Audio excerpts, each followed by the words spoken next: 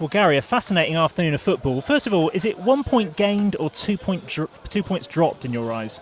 I think it's a point gained. I think we were poor in the first half, and obviously to be 2-0 down, we had a mountain to climb, but we climbed it, got back into the game, and then obviously disappointed to concede again.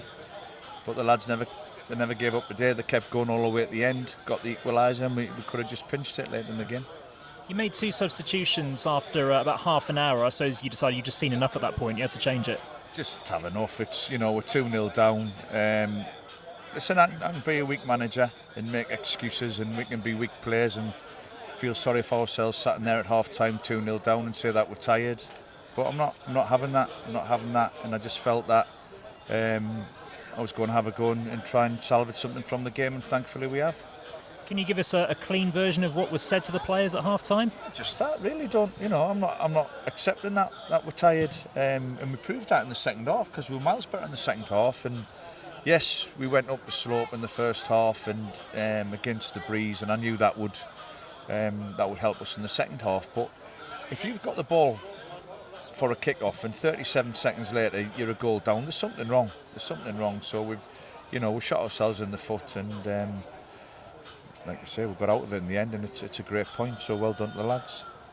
The second half performance was really good, as you say. Was there anyone player in particular that stood out for you? No, I thought it was a team effort. Over the 90 minutes, I thought the only person that was anywhere near over the 90 was Manny Mont. And yeah, we've had a long week, and it might have taken its toll, but I just don't want to use it as an excuse. That's just the easy way out. You said after a previous interview that you've got worse at losing as time has gone on. You're a manager that's got very high standards, aren't you? No, my philosophy's changed. I'm just here, and all I want to do is try and win every week. And I've told the players that there's no point in me being here for 3 or 4 years and finishing in the middle of the table. I don't want that. I want to be here this season, here and now, and try and get in the top 5 and try and get in the playoffs and try and get as far as we can in the cup. That's what I'm here for, and I've told the lads that should be the reason they're here, to try and win every week, not to accept that in the first half, and just see how good we can be.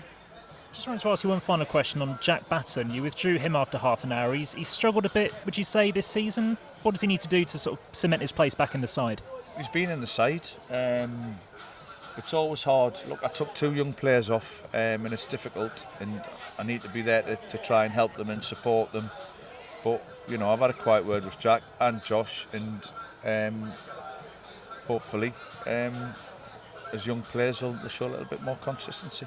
That's brilliant. Thank you. Just quickly, Lee Marshall took over some of the free kicks in the second half. Was that planned before the game with Billy Murphy's absence?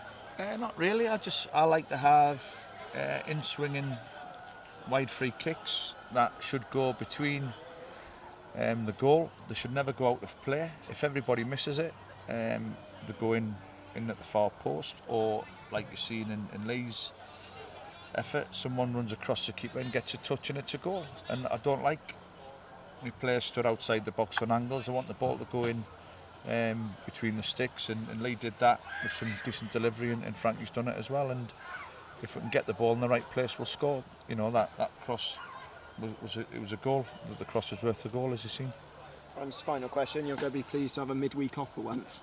Well, yeah, the lads are going to come in and train twice. I'll miss Tuesday because I'm going to go and watch Potter's Bar play. They've got an extra midweek game, and have a good look at them, and give the lads a night off from me moaning at them, and we'll prepare well on Thursday.